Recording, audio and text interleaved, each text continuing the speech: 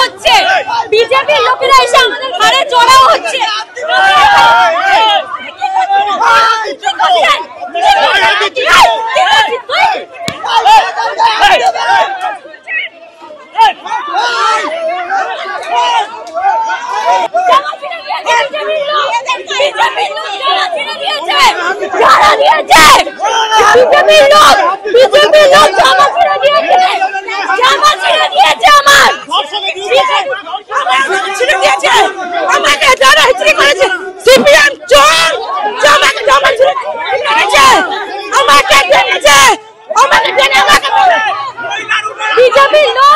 বিজেপির লোক এসে আমার জামা ছিঁড়ে দিয়েছে।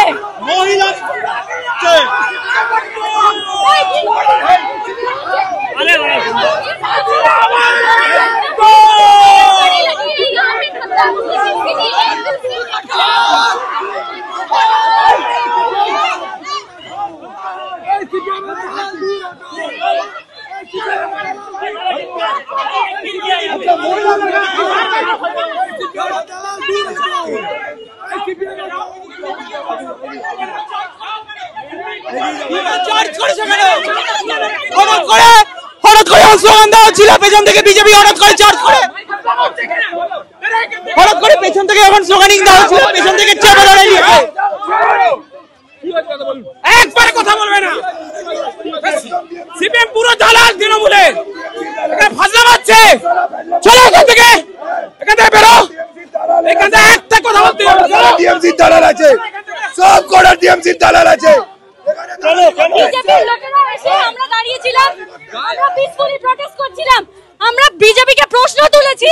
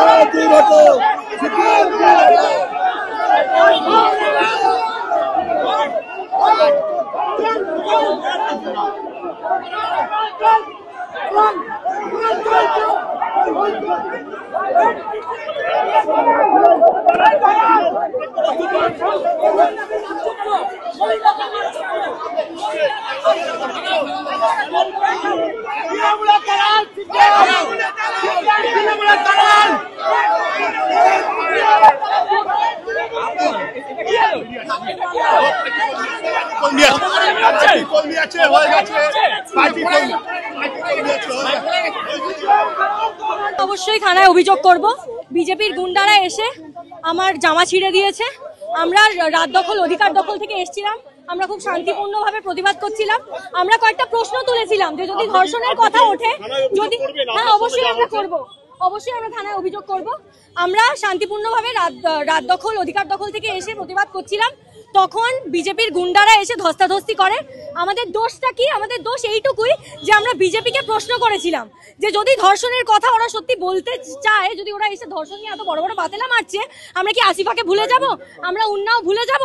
আমরা ভুলে যাব যে একটা ব্রিজভূষণের মতো ছেলে যাকে ওরা পুষে রেখেছিল, যেটার জন্য আমাদের রেসলিং ফেডারেশনের যিনি আমাদের রেসলিং ফেডারেশন কত মহিলাদেরকে মলেস্ট করেছে, সেক্সুয়ালি অ্যাসল্ট করেছে। আমরা কি ভুলে যাব বিলকিস বানোর কথা, যার ধর্ষকদেরকে যাদের ধর্ষকরা যখন বেরোয় জেল থেকে তখন তাদের মালা পরানো হয়? আমরা কি তাদের কথা ভুলে যাব? এই জন্য এটাই আমাদের দোষ, এটাই আমাদের পাপ। তাই জন্য বিজেপির গুন্ডারা এসে আমাদের ধাক্কা মারে, আমাদের মাটিতে ফেলে দেয় এবং একটা মেয়ের জামা পুরোপুরি ছিঁড়ে দেয়। সেটা আপনি গিয়ে বিজেপির লোকেদের জিজ্ঞেস করুন না, ওরা আক্রমণ ছাড়া আর কিছু জানে? ওরা শুধু ধর্ষণ নিয়ে বড় বড় বাতেলা মারতে জানে। পুলিশের পক্ষ থেকে ওখানে তো প্রচুর পুলিশ ছিল, পুলিশের পক্ষ থেকে কোনো ভূমিকা দেখলেন? পুলিশ কখনোই মানুষের পাশে দাঁড়াননি, এটা আমরা দেখেছি বরাবর। আরজি করার সময়ও দেখেছি, আমরা যাদবপুর বিশ্ববিদ্যালয়তেও দেখেছি।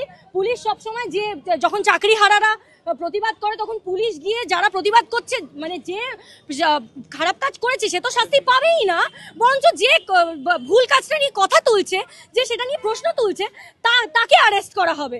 সে আন্ডার সাসপিশন, তাকে ইন্টারোগেশনে যেতে হবে, তাকে নিজের ফোন দিতে হবে। এটা প্রত্যেক গোটা কলকাতা জুড়ে, গোটা বাংলা জুড়ে যেখানেই প্রতিবাদ হচ্ছে আমরা দেখতে পাচ্ছি যে পুলিশ কিভাবে শুধু শাসকের কথা মেনে চলছে, আর ওরা কোনোভাবেই মানে যে যে খারাপ কাজটা করছে তাদের নিয়ে এদের কোনো যায় আসে না।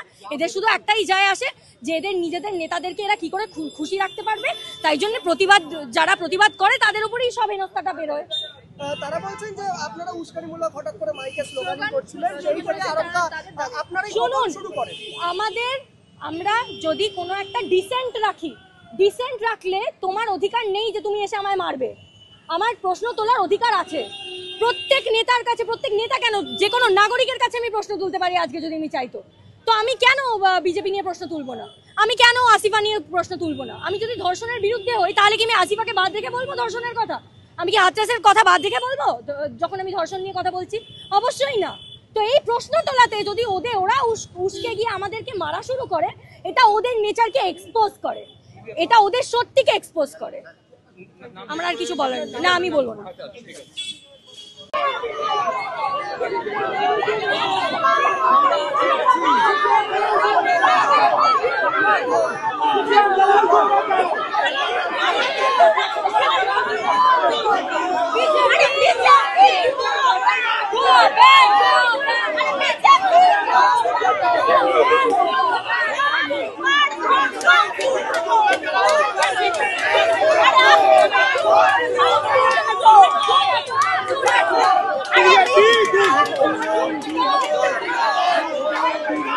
BJP दूर हटो।